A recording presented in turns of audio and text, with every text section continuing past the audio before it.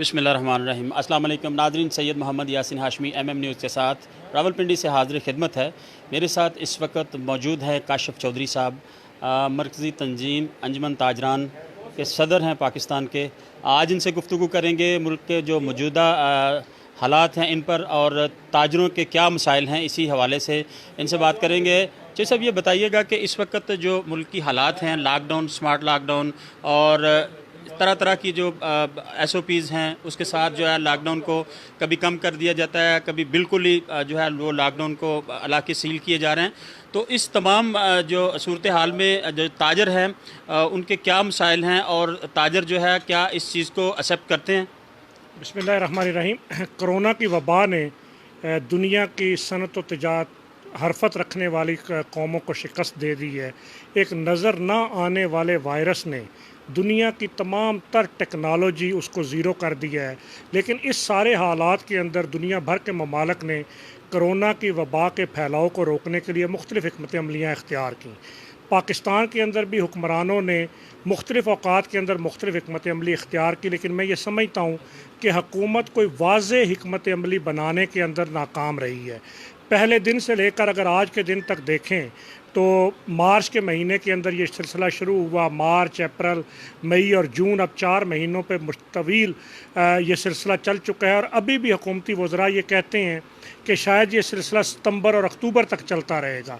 तो मैं ये समझता हूँ कि हम इस वबा के फैलाव को कंट्रोल कर सकते थे एक मौसर और जामे हिकमत अमली के साथ, जिसको हुक्मरान बनाने के अंदर नाकाम रहे। और उसकी बुनियादी वजह ये रही कि मरकज़ और सूबों के अंदर कशमकश रही। फिर ख़ुद मरकज़ी सतह के ऊपर कोई वाज़ेह मौक़िफ़ इख्तियार नहीं किया जा सकता। वज़ीर आज़म पाकिस्तान कभी तो ये कहते रहे कि ये एक आम तरह का बुखार है, ये एक फ्लू है। कभी वो ये कहते रहे कि लॉकडाउन नहीं करना चाहिए, और फिर जब वो ये कहते थे कि लॉकडाउन नहीं करना चाहिए तो उसी वक्त ही सूबाई हुकूमतें लॉकडाउन के फ़ैसले कर रही होती थीं। तो इसलिए उनकी कन्फ्यूज़ पॉलिसी की वजह से मैं ये समझता हूँ कि आज हालात इस नहज पर पहुँच चुके हैं कि कोरोना की वबा भी फैल रही है और मुल्क की मईशत उसका भी धड़न तख्ता हो चुका है। अब इस हालत के अंदर कि ये जुज़वी लॉकडाउन, मुकम्मल लॉकडाउन, स्मार्ट लॉकडाउन और ये लॉकडाउन के नाम पे जो तरह तरह की इस्तिलाहें इख्तियार की गई, मैं समझता हूँ कि पाकिस्तान के कम तालीम याफ्ता माशरे के अंदर ये इस्तिलाहें नहीं चलती। यहाँ पर लोग दो ही बातें समझते हैं कि या लोगों के घरों से निकलने पर मुकम्मल पाबंदी आयद कर दी जाए या हर चीज़ को खोल दिया जाए। तो जब घरों से निकलने पर पाबंदी आयद नहीं की गई, लॉकडाउन भी किए गए, तो लोग पार्कों के अंदर, लोग ग्राउंडों के अंदर, लोग गलियों के अंदर, लोग फुटपाथों के ऊपर बैठे रहे।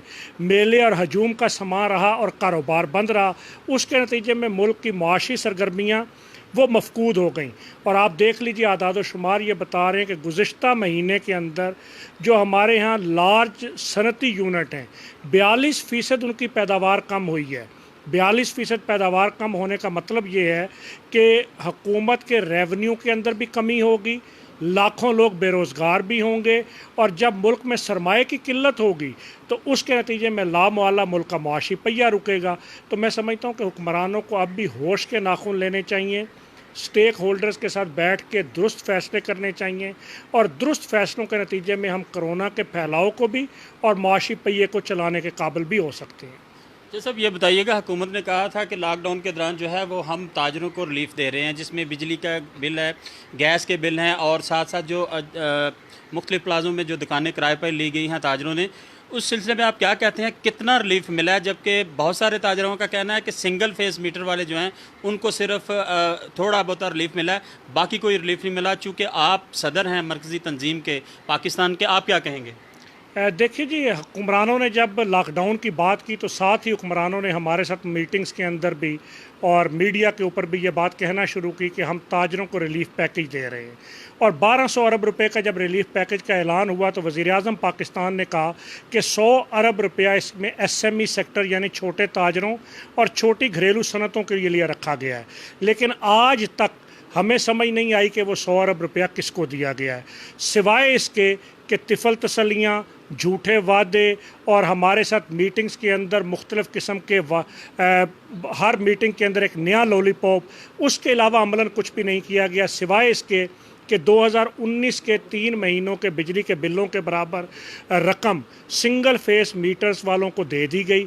उसके अलावा दुकानों के किराए हों, मुलाजमीन की तनख्वाहें हों, गैस और पानी के बिल्स हों, टैक्सेस हों या बिला सूद कर्जे हों, किसी भी हवाले से अमलन हुकूमत ने अभी तक कुछ नहीं किया। हालांकि आपको याद होगा कि सूबाई हुकूमतों ने किरायों को माफ़ करने के नोटिफिकेशन जारी किए और फिर वो नोटिफिकेशन वापस ले लिए गए।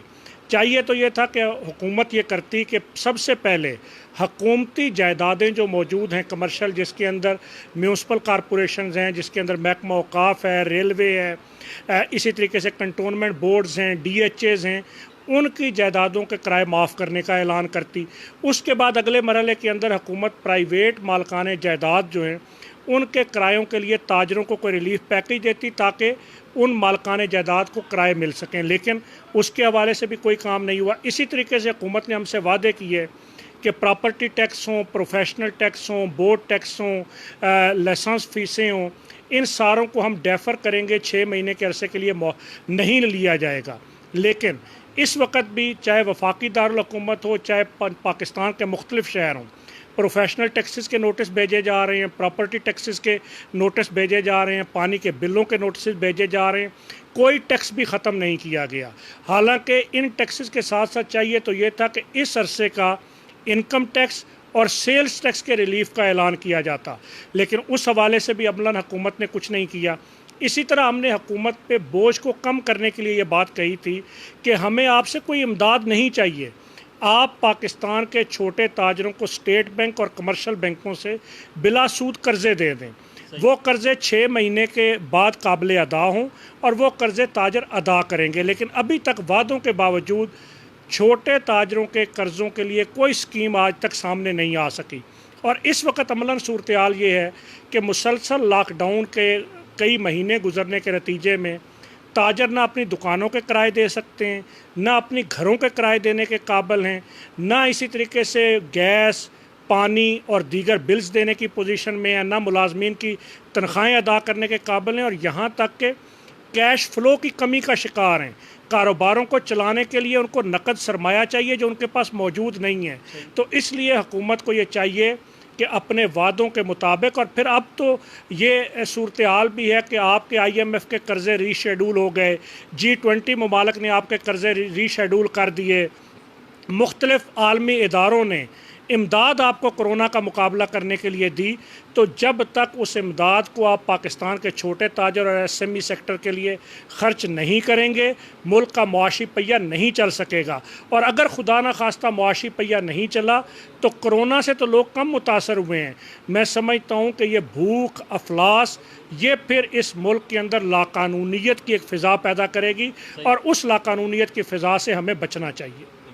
जी साहब, आखिर में 2 सवाल हैं मेरे। एक तो ये सर कि पूरी दुनिया में आहिस्ता आहिस्ता लॉकडाउन जो है वो ख़त्म किया जा रहा है, जैसे कि UK है, स्पेन है, इटली है, स्कैंडिनेवियन कंट्रीज़ हैं।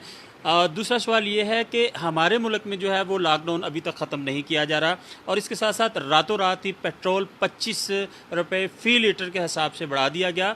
तो सर ताजरों के ऊपर इसका क्या इम्पेक्ट आया, कारोबार के ऊपर क्या इम्पेक्ट आया? चूँकि कभी भी ये नहीं हुआ कि यकदम आप इतनी प्राइस जो है वो उसको ऊपर ले जाएं, और उसके साथ ये होता है कि तमाम चीज़ें वेरिएट करती हैं पेट्रोल के साथ। देखिए, लॉकडाउन के हवाले से तो मैं ये कहना चाहूँगा, मरकज़ी तंजीम ताजरान पाकिस्तान वाज़े तौर पे अब ये कह चुकी है कि मज़ीद ये जुज़वी लॉकडाउन, स्मार्ट लॉकडाउन और ये लॉकडाउन के नाम पे ड्रामा अब हमें किसी सूरत कबूल नहीं है। अब हम ताजरों का मज़ीद इस्तेहसाल किसी सूरत में नहीं होने देंगे, और हम ये मुतालबा भी करते हैं कि जो कारोबार खुले हैं उसके साथ साथ जो कारोबार इस वक्त बंद हैं, जिसके अंदर रेस्टोरेंट्स हैं, जिसके अंदर शादी हाल हैं, जिसके अंदर मार्कियाँ हैं, जिसके अंदर कोचिंग सेंटर हैं, जिसके अंदर स्कूल्स हैं, जिसके अंदर जिम्स हैं, इन तमाम कारोबारों को इस वक्त SOPs के साथ खोलने की इजाज़त दी जाए ताकि वो लोग अपना कारोबार कर सकें। बसूरत दीगर उनका मुआशी दिवालिया निकल चुका है और अब हमें उन्हें मुआशी दिवालियापन से बचाना है। तो इसलिए ये लॉकडाउन तो दुनिया के तमाम ममालिक में ख़त्म होने की तरफ जा रहा है। पाकिस्तान के हुक्मरानों को भी अब SOPs के साथ तमाम कारोबार खोलने होंगे। दूसरी बात जो पेट्रोलियम मसनूआत के हवाले से आपने कही, मैं समझता हूँ कि ये जिस तरह चीनी के जिस तरह आटे के, जिस तरह अद्वियात माफिया के हाथों हुकूमत यरगमाल हुई, मजबूर हुई और अमलन कुछ भी नहीं कर सकी। चीनी के ऊपर इतना बड़ा इंक्वायरी कमीशन बना, उसकी रिपोर्ट आई और फिर 70 रुपये चीनी बेचने की बातें भी हुई, लेकिन आज भी शुगर मिलें 86 रुपये चीनी दे रही हैं और कोई भी उस माफिया का कुछ भी नहीं बिगाड़ सका। इसी तरीके से पेट्रोलियम मसनूआत की कीमतें जब आलमी मंडी के अंदर कम हुई तो मुल्क के अंदर एक मसनूई बहरान और किल्लत पैदा कर दी गई और उसका रिलीफ आम आदमी को नहीं मिल सका और बिलाखिर हुकूमत ने वक्त से पहले मजबूर होकर उसकी कीमत को बढ़ा दिया। और जुल्म ये है कि पेट्रोलियम लेवी को 30 रुपये पे फिक्स कर दिया गया, यानी हुकूमत ने फ़ी लीटर अपनी आमदन तो बढ़ा ली, सेल्स टैक्स को बढ़ा दिया, लेकिन आवाम तक आलमी मंडी के अंदर कीमतों की कमी के असरात को नहीं जाने दिया।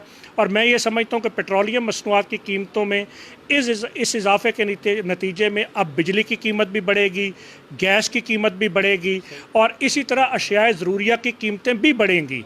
इसलिए हुकूमत को चाहिए कि हुकूमत पेट्रोल पर कारोबार करने की बजाय पेट्रोल हुकूमत जिन नरखों के ऊपर आता है उन्हीं नरखों के ऊपर आवाम को मुहैया करे ताकि कोरोना से मुतासरा इस कौम को कुछ थोड़ा सा रिलीफ मिल सके।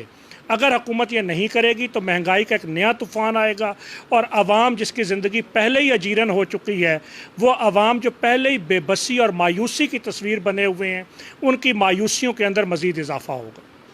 नाज़रीन, बराह रास्त आप गुफ्तगू सुन रहे थे काशिफ चौधरी साहब की, जो कि मरकज़ी तंजीम अंजुमन ताजरान पाकिस्तान के सदर हैं। इनका ये कहना है कि जो वादे मुआहदे हुकूमत ने ताजरों के रिलीफ़ के लिए किए गए थे, बिल्कुल उसमें कोई भी वादा पूरा नहीं किया गया और हुकूमत को चाहिए कि तमाम स्टेक होल्डर्स के साथ मिल बैठे और ताजरों के मसाइल जो है उसको प्रायोरिटी के ऊपर हल किया जाए। चूँकि ताजर किसी भी मुल्क की रीढ़ की हड्डी होते हैं और ताजरों ने हमेशा मुल्क का साथ दिया, हुकूमतों का साथ दिया और हुकूमत के कदम के साथ कदम मिलाकर चले हैं। चूँकि आज कोरोना वायरस लॉकडाउन की वजह से बहुत सारे ताजर ऐसे हैं जिनके कारोबार तकरीबन तबाह हो चुके हैं और उन्हें इस वक्त स्टैंड करने की ज़रूरत है और इसमें सबसे ज़्यादा तावन जो है वो हुकूमत पाकिस्तान का चाहिए, लेकिन तावन नहीं किया गया।